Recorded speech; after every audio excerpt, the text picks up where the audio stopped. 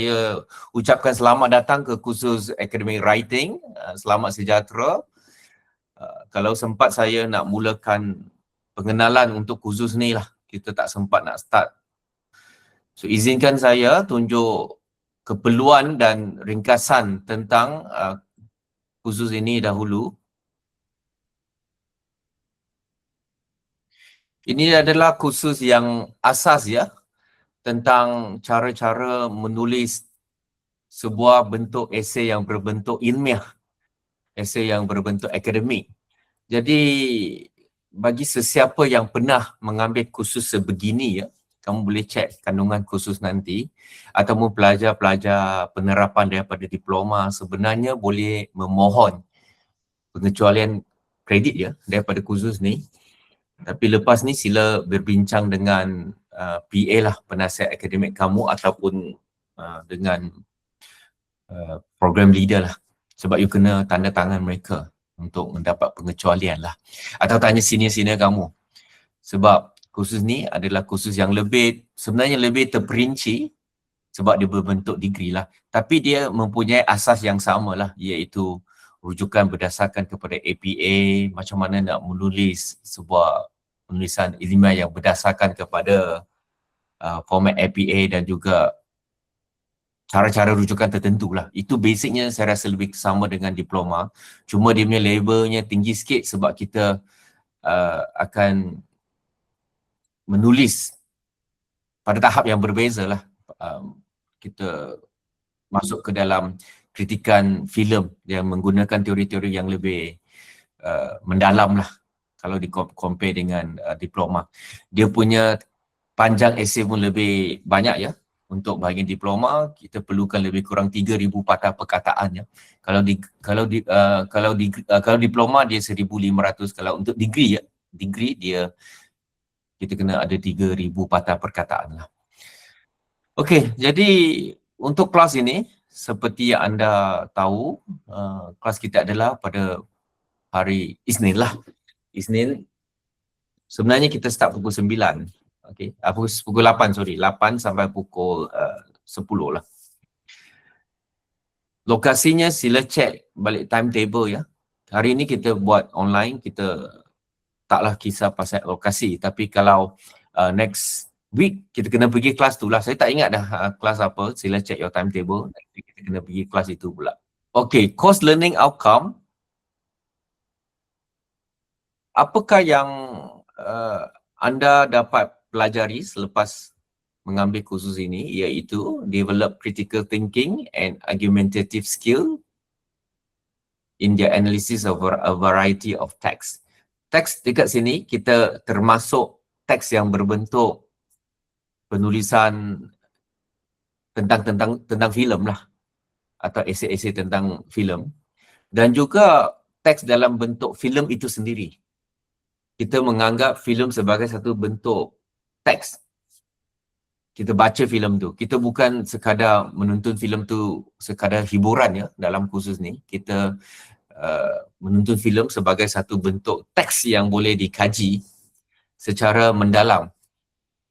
Jadi keperluan esei ya dalam kursus ni adalah menulis tentang filem secara kritikal ataupun secara tersirat.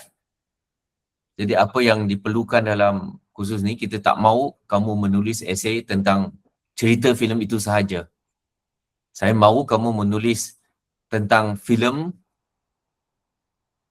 tersebut secara tersirat. Maknanya benda-benda yang biasanya kita tidak nampak secara tersurat lah, kita nak tersirat. Jadi kita ada cara-caranya lah kita membaca sesuatu filem lah. Mungkin dari segi pembentukan gendernya, mesej-mesej politik di sebalik sesuatu filem itu, atau mesej-mesej ideologi tersembunyi dalam filem tu. Adakah filem ini berhaluan kanan atau berhaluan kiri kan? Atau filem-filem ni ada banyaknya unsur-unsur woke, WOKE, atau unsur-unsur yang lain. Jadi kita tengok filem ini dari segi konteks sosial, konteks politik, dan juga konteks kemanusiaan lah. Nanti minggu depan kita akan tengok lebih detail lah bagaimana sesuatu filem itu boleh ditonton dengan pelbagai konteks lah.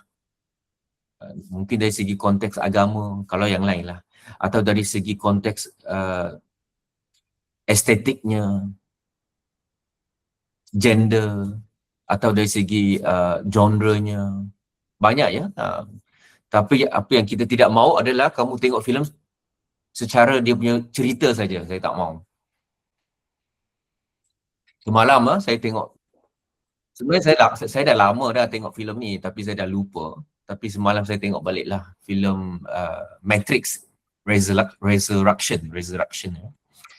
Sebenarnya Matrix ni ada 3 episod lah, sebelum tu ada trilogi lah. Of course, bagi yang sesiapa yang sudah tengok filem Matrix ni, you tahulah cerita dia macam mana kan? Oh, manusia yang telah terperangkap dalam dunia simulasi ya. Dalam dunia digital ya. Itu pun kalau you tahu apa itu dunia simulasi lah. Tapi kalau generasi datuk-datuk, anti-anti yang tak pandai guna komputer ni, dia tak akan faham filem tu lah. Itu dari segi ceritanya sahaja. Alright. So, bagi yang siapa tengok Matrix tu, okay, dalamnya ada AI, ada banyak karakter yang sebenarnya merupakan program komputer, for whoever who have seen it kan. Tapi saya tak nak you tulis pasal filem tu. Saya tak nak you tulis pasal, ini adalah paparan tentang AI, ini adalah paparan tentang program komputer. Saya tak mahu tu. Itu adalah penafsiran secara tersurat. Itu secara direct. Pembacaan. Saya tak nak tu. Saya nak tulis, saya nak you tengok lebih mendalam lagi. Apakah sebenarnya cerita tu? So you kena bacalah penulisan akademik tentang filem itu. So salah satu artikel yang saya dapat ya online, penulisan akademik lah, iaitu cerita Matrix sebagai paparan transgendered narrative. Naratif berbentuk transgendered. Transgendered maknanya cross gender. Identiti di mana jantinanya bersilang ya, cross gendered ya. Ini kena faham lah apa tu transgendered. Transgendered ni biasanya identiti di mana orang tu merasakan dia terperangkap dalam badan yang salah ya. Kalau siapa-siapa yang kenal identiti transgendered ni, dia orang selalu rasa mereka terperangkap dalam badan yang salah. Contohnya dia perempuan, dia kata dia perempuan tapi dia rasa dia terperangkap dalam badan lelaki. Atau lelaki yang rasa dia terperangkap dalam badan perempuan. Ini adalah identiti transgender. So, filem Matrix itu sebenarnya adalah cerita-cerita transgender. Sebab semua pasal macam mana manusia terperangkap dalam satu identiti yang dirasakan bukan dirinya sendiri. Dan dia terpaksa bergelut sepanjang dia punya cerita lah atau kehidupan dia lah untuk lari daripada apa yang diberikan kepadanya yang dia rasakan bukan dirinya. Itu yang saya mahu. Itulah penafsiran tersirat. Itu yang kita tak nampak secara jelas dekat filem tu. Tetapi sebenarnya itulah cerita dia. Ini salah satu contoh tau. Contoh yang kedua, filem, kalau siapa tengok filem arahan Dan Sight, Interchange. Of course, daripada cerita dia, cerita penyiasatan tau. Penyiasatan satu pembunuhan bersiri ya, yang berlaku di Kuala Lumpur lah. Adalah pembunuh dia yang sebenarnya mencari sesuatu lah. Tak ingat cari apa dah, cari satu alat kot. Dan sepanjang siri-siri pembunuhan tu, berlakulah banyak semangat atau roh-roh yang telah terperangkap dalam gambar foto ya. Dan pembunuh itu sendiri adalah sesuatu lembaga ya yang boleh bertukar bentuk. Sebab dia semasa dia melakukan pembunuhan tu atau upacara pengorbanan tu, dia bertukar bentuk sebagai seekor burung dan sebagainya lah. Jadi itu cerita dia. Tapi sebenarnya Kalau yang tersirat, ini bukan cerita jenayah tau. Bukan cerita pembunuhan bersiri tau. Itu kan cerita dia ya. Itu tersurat. Kalau tersirat, ini adalah sebenarnya sebuah cerita kemenjadian sesuatu manusia atau pengalaman atau kepercayaan manusia itu terhadap benda semangat-semangat yang berbentuk animisme. Satu agama yang sudah lama ya wujud di Malaysia ni sebelum kedatangan agama Hindu, agama Islam, Kristian sebagainya. Sudah ada kepercayaan ya, especially dekat Borneo hari ini, kepercayaan animisme ya, bahawa semua benda ni adanya semangatnya sendiri. Batu ada semangat batu, ada semangat api, ada semangat burung, semangat buaya dan sebagainya, dan benda ni boleh bertukar-tukar bentuk dalam hutan. Jadi ini salah satu cerita yang sebenarnya memaparkan kemenjadian sesuatu makhluk dan juga agama-agama yang sangat asas di Asia Tenggara ni. Okay, so itu salah satu tafsiran interchange. Itu yang saya mau. Jadi penulisan akademik yang berbentuk filem ini, dia boleh, asasnya mudah, kita boleh belajar asasnya, tetapi at the end of the semester nanti, harap anda boleh bergerak ke apa yang saya kata tadi lah, tafsiran kandungan atau content analysis, analisa kandungan, bukan sekadar dia punya teknik sahaja. Okay, so number 2, apply the conventions of researching and referencing according to APA style. Ini apa yang saya katakan sebagai technical, secara technical dia. Tapi sebenarnya lepas kita belajar technical dia, kita bergerak kepada critical thinking ya, critical thinking dan argumentative skill. Jadi anda perlu menajamkan critical thinking anda. Maksudnya anda tidak boleh percaya apa yang ada pada permukaan saja. Okay, course description. The academic writing course is designed to introduce the student to the practice of writing for academic purpose. The course is to develop fundamental concept of writing, academic writing, which include close reading for analyzing text. Close reading tu apa yang saya sebut tadi lah. Kita merungkai ya, benda-benda yang tersirat dalam sesuatu filem itu. Critical thinking and questioning sources, reasoning with supporting evidence. Supporting evidence ni bukan kita pakai cakap saja tau. Oh, kenapa matrix tu adalah macam tu. Bukan kita cakap saja. Kita kena kemukakanlah evidence itu, kajian tentang identiti transgender. Apakah pengalaman mereka? Siapakah pengarah matrix tu contohnya? Kalau dalam filem Interchange tadi, kita kena kemukakanlah bukti-bukti sebab tentang kepercayaan animisme, contohnya di Sarawak, di Sabah, kepercayaan kepada kemenjadian atau haiwan-haiwan yang bertukar bentuk kepada manusia ni. Kita kena ada bukti. Bukan sekadar cakap saja. Kita kena tunjuk ke dalam kita punya penulisan nanti. Jadi apabila kita kaji suatu filem, kita bukan kaji filem saja lah. Kita kena melangkau kepada bidang-bidang yang lain. Kita kena pergi bidang sosiologi, bidang politik, bidang agama, sometimes bidang kajian jantina, bidang estetik. Macam-macam bidang kita kena pergi. Jadi kalau untuk orang tidak boleh berfikir ya, berbagai perspektif, dia nak semua orang ikut cara dia saja. Tak boleh lah untuk ambil kursus ni. Khususnya kita tidak boleh berfikiran sempit ya. Kita kena meluaskan pemikiran dia. Kalau pemikiran sempit maknanya kita nak semua orang ikut cara kita je.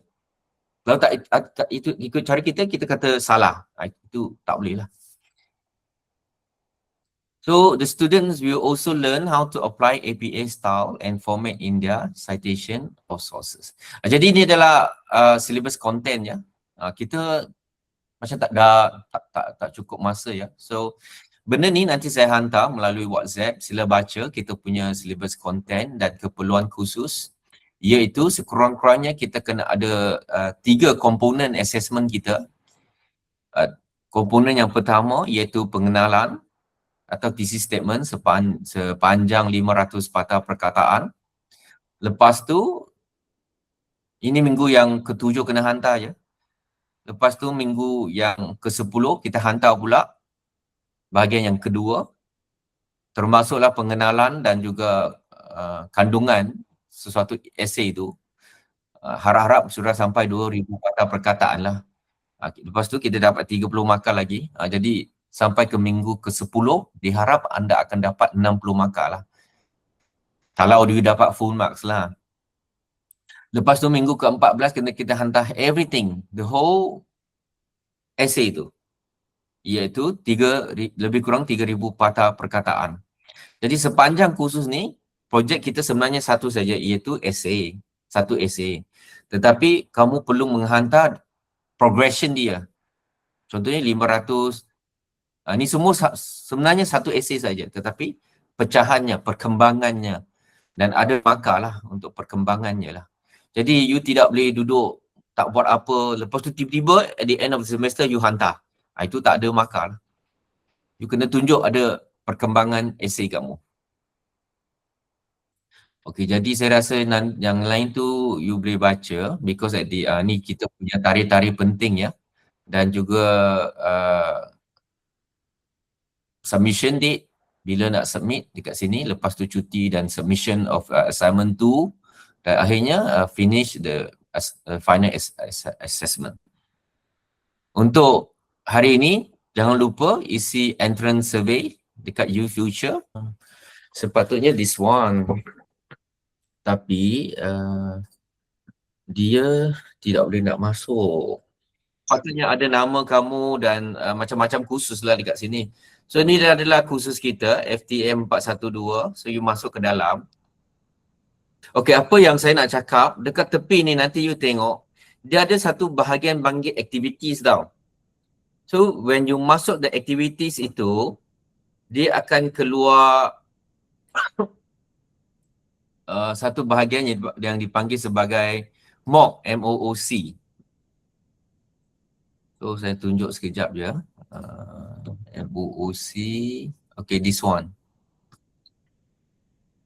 Okay, untuk minggu ni, sila masuk ke dalam ni, MOOC, Massive Open Online Courses. So dalam sini kita sudah ada satu kursus yang berbentuk online ya, di mana you boleh daftar untuk kursus ni untuk masuk ke dalam video-video yang berkaitan dengan kursus inilah. Dia ada juga latihan-latihan dan juga quiz. Okey, contohnya macam ni, you boleh play the introduction lah tentang what this is about, what is academic writing.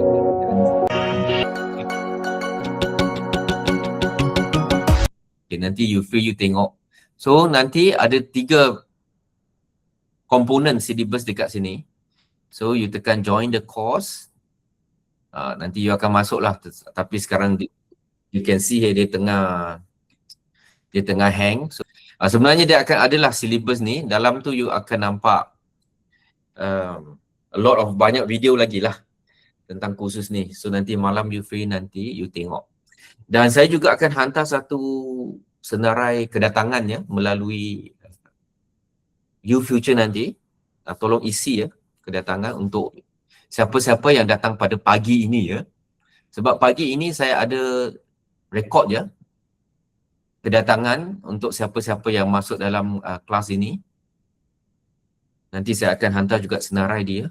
So ikutlah senarai itu untuk isi the UFuture. Maknanya lepas ni saya akan hantar senarai itu dalam WhatsApp. So siapa yang masuk kelas ni akan ada nama lah. Dan lepas ni saya juga akan hantar satu UFuture punya link.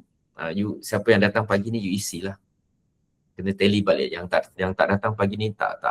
Janganlah isi sebab tak datang kan. Melainkan you dah tengok video ni lah. Nanti saya hantar video juga kalau sempat. Okay, so far any question daripada Irham?